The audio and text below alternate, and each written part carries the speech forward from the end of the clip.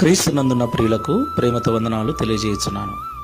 November నెల 1వ తేదీ 2025.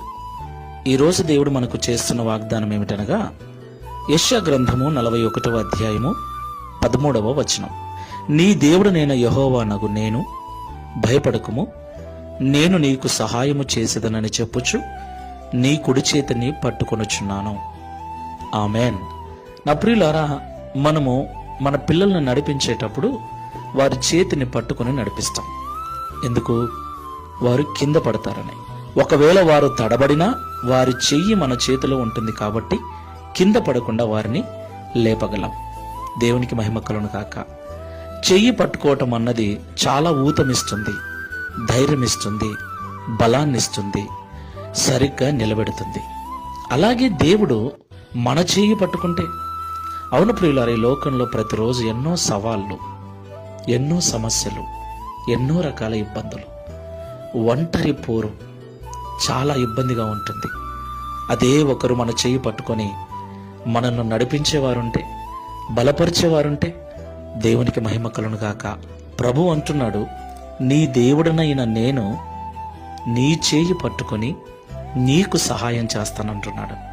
దేవునికి మహిమ కలుగును గాక. ప్రియులారా, నిజంగా మనము దేవుని కార్యములను కొన్నిసార్లు గ్రహించలేక మూర్ఖంగా మాట్లాడుతుంటాం.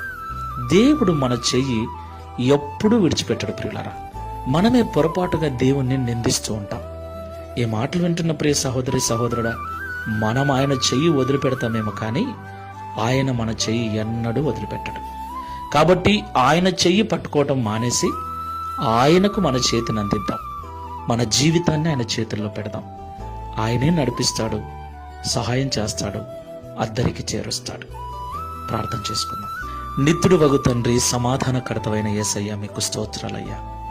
ఈ ఉదయకాల సమయంలో అనేక మాటల ద్వారా మమ్మల్ని బలపరిచినందుకు స్తోత్రములు.